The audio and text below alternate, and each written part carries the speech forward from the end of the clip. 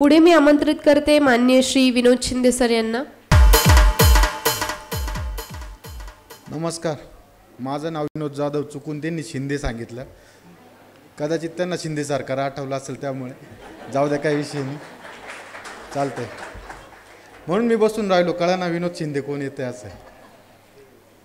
मी job करतो, मी वसुलीचे कामं करतो, भट्टीवाल्यांना माल पोचवतो। ते करता करता माझ्या डोक्यात विचार आला का आपण स्वतःचं पण काहीतरी केलं पाहिजे।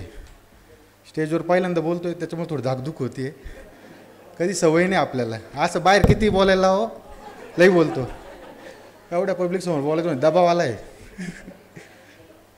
तर मी 5 स्टॉल टाकलं पहिले 3 वर्ष आधी, त्यानंतर शेजारचे 2 गाळे खाली झाले। मी पराग सरांना जाऊन भेटलो, त्यांना पहिले सांगितलं। पराग सरांनी माझं काही थोडं मनावर नाही घेतलं, जाऊन भेटल्यानंतर त्यांना असं वाटलं बुवा आता आला आहे माणूस, येतात सर्व विचारायला। मग सरांनी महिनाभरानंतर थोडं मी चक्रा मारून फोन करून महिनाभरानंतर त्यांनी चक्कर मारला, गाळे बघितले, त्यांना पटलं की हा काहीतरी होईल इथं। मी सुरुवात मग अक्षय तृतीयाला केली ती उन्हाळ्यातच। माझे पण जसं मॅडमने सांगितलं आत्ता 100 कपापासून सुरुवात झाली।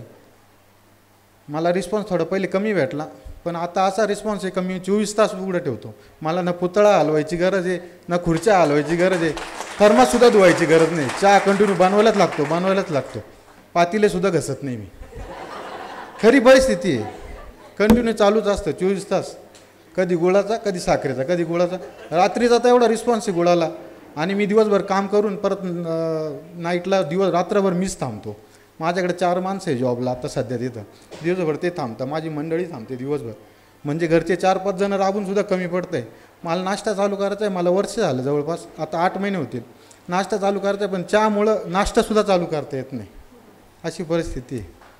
त्यामुळं तुम्हाला पण कोणाला अजून काही असेल, पराग सर म्हणता ना कोणाला तरी एखाद्याला देवरूपी माणूस भेटतो, तसं मला पराग सर भेटले असं म्हणता येईल। त्यांना आता कसं आहे आव घालायला पाहिजे, पण ते आरेतुऱ्याची बोंडिंग माझं कसं आहे, मी थोडा टुक्कार माणूस आहे, त्यामुळे चालून जातं असं विषय, टुक्कारगिरीत हिंडलेलो माणूस आहे मी, त्यामुळे ते आरेतुरे करायची सवय माझे, कसं लहानपासून म्हाताऱ्यांपर्यंत मित्र आहे सगळे, त्यामुळे काय ते आरेतुरे करायची सवय, समजून घ्या थोडं काही। पराग सर सॉरी बरं का, ते आरेतुरे केलं त्यामुळे, बाकी काही बस अजून काही सांगायची इच्छा नाही माझी, थोडं सांगतो मी। देवरूपी माणूस भेटले, एकदम विठ्ठल रूपी अवतार, कधी पण चक्कर मारा। शिंदेपळशी टोल नाक्याच्या पुढं आहे माझं शॉप, शिंदेपळशी टोल नाक्याच्या पुढं शिवराय अमृततुल्य, आणि त्या भागात सगळ्यात पहिलं अमृततुल्य माझंच होतं। आता मला कॉम्पिटिशन एवढी आहे तरी पण माझे चहा कमी झाला नाही, कमसे कम 8 कॉम्पिटिशन झाले मला। कर्मवीर झाला, कर्मवीरला पुतळा नसताना तो माझ्याकडे चहा प्यायला यायचा, तो मुलगा माझं बघून सगळा सेटअप माझा वापरला आहे, खुर्च्या माझ्या, टेबल माझा, त्यांचा पुतळा येत नाही, त्यांनी पुतळा पण बनवला, आणि माझ्याच पुढे दुकान टाकलं, चहा प्यायला माझ्याच इथे यायचा, आणि मीच सांगितलं त्याला खुर्च्या कुठून घेतल्या, टेबल कुठून घेतला, अशी परिस्थिती झाली। ठीक आहे, चला धन्यवाद। स्टेजवर बोलायचा अनुभव पहिल्यांदा आला बरं का।